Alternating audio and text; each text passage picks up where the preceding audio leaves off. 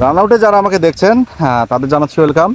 এবং সেই সাথে যে নিউজটা আপনাদের দিচ্ছি, বিসিবি সভাপতি ট্যাগলাইনে হয়তো আপনারা দেখছেন যে বিসিবিতে পাপন ভাই আর থাকতেছে না।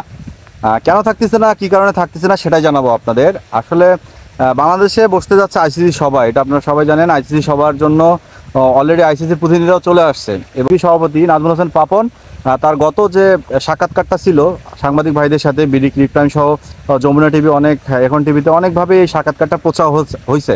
তো প্রচার হওয়ার ফলে 2-3টা পয়েন্ট কিন্তু এখানে একদম ক্লিয়ার করছে উনি, যে তিনি আর বিসিবিতে থাকতেছেন না।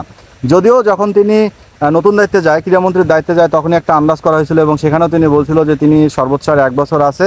তবে এই অক্টোবরের পরে তিনি আর বিসিবিতে থাকতেছেন না, এটা কনফার্ম করার জন্য তিনি তার সাক্ষাৎকারে খুব ভালোভাবেই কিছু জিনিস মিন করছে। যেমন প্রথমত মিন করছে তার কিছু পরিচালকের উপর, কিন্তু তিনি পরিচালকের উপর খুবই ঝাড়ছে বলা যায়। তিনি এটাই ঝাড়ছে যে দেখা যাচ্ছে আগে যখন তিনি বিসিবিতে কাজ করতো তখন অনেক বোর্ড পরিচালক ছিল, তারা ভালোভাবে অফিস করতো না, তাদেরকেও তিনি হ্যান্ডেল করতো এবং সবার কাছ থেকে আগলায় রাখতো। কিন্তু সেই বিসিবি পরিচালকগুলো তার সাথে এখন আর সেরকমভাবে কাজ করতে ইচ্ছুক না। এরপর তিনি আরও বলছে যে আমি যাদেরকে দায়িত্ব দিতাম মিডিয়ার সামনে আসতে, তারা এখন আর মিডিয়ার সামনে আসতে খুব ভয় পায়। তারা আমাকে ছাড়া আর মিডিয়াকে বোঝে না বা আমাকেই দেখা যাচ্ছে বলি বানায় দেয়। তো এভাবেই তিনি তার ক্ষোভ এবং রাগ সম্পূর্ণটাই ঝাড়ে দিছে। দেন তিনি এটা বলছে যে এইবার আইসিসির সভাটাই হচ্ছে আমার শেষ সভা এবং আমি আইসিসির কোনো পদে থাকছি না। আপনারা খুব ভালোভাবে কথাটা আবার শুনেন। তিনি মিন করছে এবং বলছে যে তিনি আইসিসির আর কোনো সভাতেই থাকছে না বা আইসিসির কোনো পদে তিনি আর থাকছে না। তো এখন কথা হচ্ছে আইসিসির পদে কারা থাকে? ক্রিকেটে যারা আইসিসি সহযোগী দেশ আছে বা র্যাঙ্কিংয়ে 1 থেকে 10 যে দেশগুলো আছে, বাংলাদেশ তার মধ্যে 3 নম্বর কোটিপতির দেশ। আইসিসির যে দেশ আছে ভাই, বাংলাদেশ কিন্তু টাকার অঙ্ক দিয়ে 3 নম্বরে। সো এই জিনিসটা চিন্তা করে বাংলাদেশের কদর কিন্তু অনেক বেশি। সো বাংলাদেশের বোর্ড পরিচালকরা বাংলাদেশের মানে যারা বোর্ড পরিচালক হয় তারা আইসিসিতে একটা ভালো পদে থাকে। যেমন জয়সার দিকে চিন্তা করেন, তিনি কিন্তু আইসিসির একটা ভালো পদে আছে। সো এই কারণেই ভালো পদে থাকে, কারণ তারা বোর্ড সভাপতি, এই কারণেই থাকে। সো আইসিসির পদ যদি তিনি সরে আসে তাহলে তিনি বোর্ড সভাপতিও থাকতে পারবে না, এটা আইসিসির রুলস।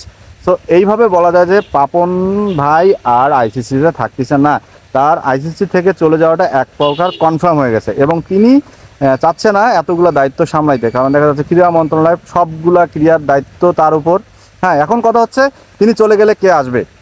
আমি বলে দেই আপনাদের যে পাপন ভাই যদি চলে যায় তাহলে পাপন ভাইয়ের জায়গায় 2টা নাম খুব বেশি উচ্চারণ হচ্ছে।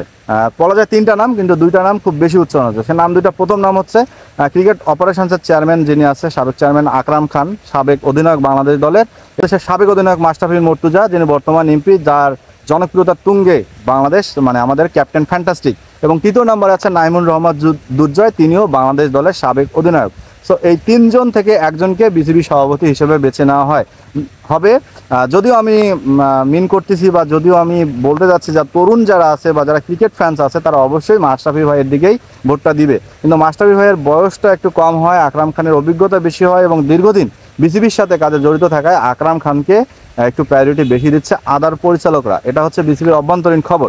এখন দেখা যাক, সময়ের অপেক্ষা, কে আসে এই 3 জনের মধ্যে যে কোনো একজন।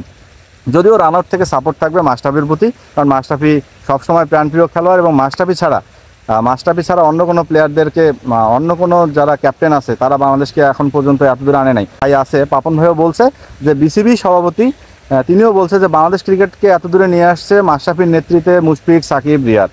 সময়ের অপেক্ষা কে হচ্ছে বিসিবির পরবর্তী সভাপতি, সে মাশরাফি, আকরাম খান নাকি নাইমুর রহমান দুর্জয়, দেখার অপেক্ষায়। রান আউটের সাথে থাকেন, সাবস্ক্রাইব করেন, লাইক করেন, কমেন্ট করেন এবং আপনাদের মতামত জানেন, আপনারা কাকে দেখতে চান বিসিবিতে।